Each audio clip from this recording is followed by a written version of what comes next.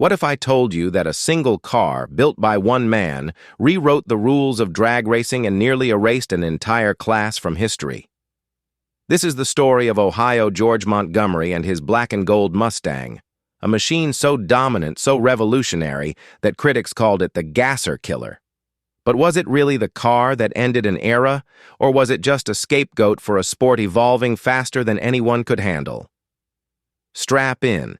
This is the untold story of innovation, controversy, and the Mustang that changed everything. The 1960s were a time of raw power, roaring engines, and unbridled ambition. Drag strips across America were ruled by gassers, those jacked-up, fire-breathing coupes that screamed speed and rebellion. These weren't factory-built machines.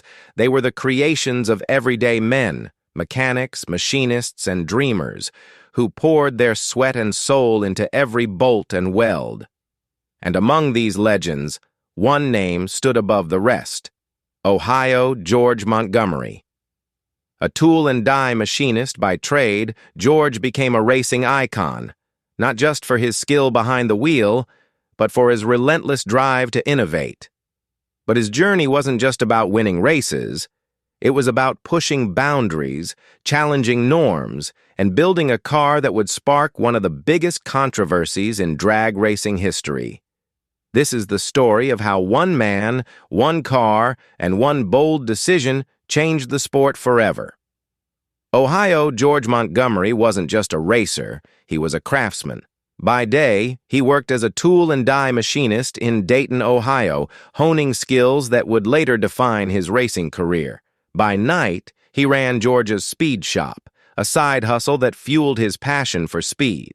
In 1959, George built a 1933 Willys coupe, a car that would become his ticket to immortality. Powered by a Cadillac engine he'd bored out to 414 cubic inches, the Willys was a masterpiece of ingenuity. It wasn't just fast, it was unstoppable. George dominated the NHRA Nationals, winning 3 years in a row and setting records that left competitors in awe. But by 1965, the tides began to turn. Rivals like Jack Merkel embraced big-block Chevy engines, leaving George's small-block combo in the dust. For the first time in years, Ohio George lost at the Nationals. Critics whispered that he'd lost his edge, that his glory days were over. But George wasn't the type to back down. He knew that to stay on top, he'd need to think bigger, bolder, and completely outside the box. And that's when he set his sights on a machine that would change drag racing forever. In 1966, Ohio George Montgomery made a decision that would define his legacy. He approached Ford with a bold request: not just any engine, but the 427 SOHC Cammer, a powerhouse so advanced it was reserved for factory-backed teams. Ford agreed, but there was a catch. Instead of sending a complete engine, they shipped him the parts piece by piece, a cylinder head one day, a timing chain the next. No instructions, no manual, just George's skill and determination. Undeterred, George assembled the engine himself, a feat that showcased his genius as a machinist. He crammed the massive 427 into his Willys, modifying the car's nose to fit the towering valve covers. But when Ford's VP Donald Frey saw the car, he was less than thrilled. "I thought we sold Fords," Frey said, ready to pull the plug on support. For a moment, it seemed George's dream was over. But then, Ford made an offer that would change everything. They handed George a 1967 Mustang fiberglass body, a shell designed for the new wave of funny cars. It was sleek, aerodynamic, and unlike anything the gasser class had ever seen. George saw an opportunity.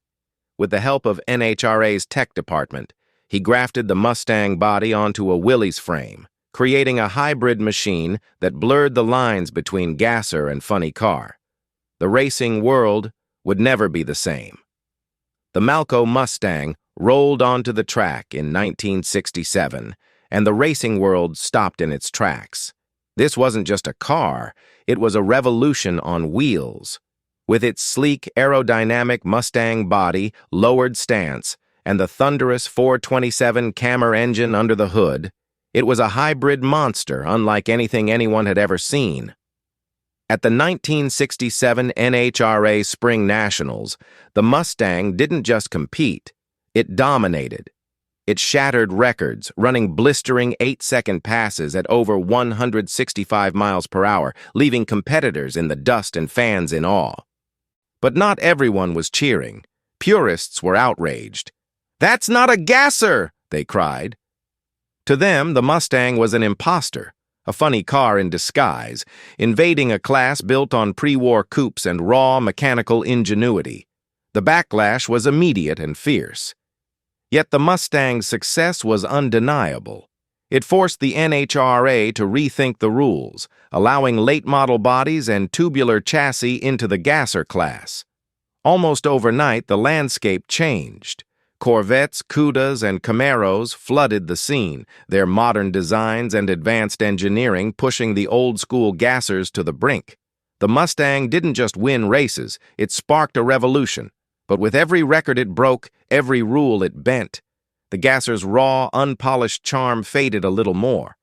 And as the class transformed, one question lingered. Was the Mustang a hero or a villain? But here's the truth. The Mustang didn't kill the gassers. It was just a symptom of a much larger shift in drag racing. By the late 1960s, the sport was undergoing a seismic transformation. Nitro-burning funny cars, with their wild wheel stands and ear-splitting roars, were stealing the spotlight. Manufacturers like Ford, Chrysler, and GM poured money into these fire-breathing dragons, turning their drivers into rock stars. Fans, hungry for speed and spectacle, flocked to see these machines, leaving the gassers in the shadows. The NHRA didn't help matters. In an effort to streamline the classes, they lumped gassers into Super Eliminator, a category that diluted their identity. Suddenly, the raw, pre-war coupes were competing against late-model muscle cars and even altered wheelbase machines. The gasser's charm, its simplicity, its grit, its connection to a bygone era, was fading fast. Even Ohio George couldn't turn back the tide. In the early 1970s, he built a turbocharged Boss 429 Mustang, a car so advanced it was banned by the NHRA in 1974.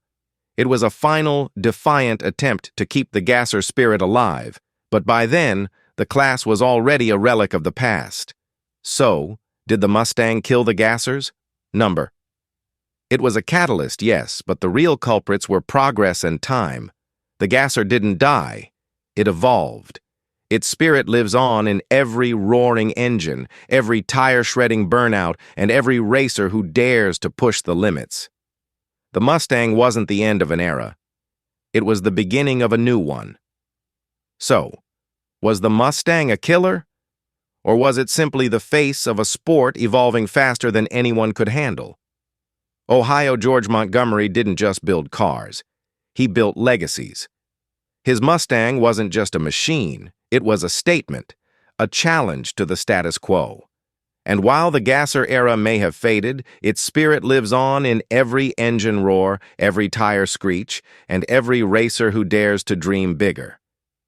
The story of the Mustang and the gassers isn't just about speed or controversy. It's about innovation, passion, and the relentless pursuit of greatness. It's a reminder that progress often comes at a cost, but it's also what keeps the wheels of history turning. What do you think? Was the Mustang to blame for the gasser's decline, or was it just a sign of the times? Let me know in the comments below. And if you enjoyed this deep dive into drag racing history, don't forget to hit that like button, subscribe, and ring the bell for more stories from the fast lane. Thanks for watching, and remember, the road to greatness is always under construction.